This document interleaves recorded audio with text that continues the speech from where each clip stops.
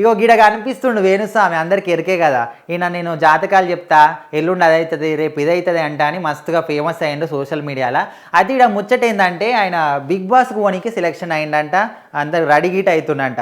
అయితే ఆయన చూడనికనే మంచిగా బొద్దుకుంటాడు కదా.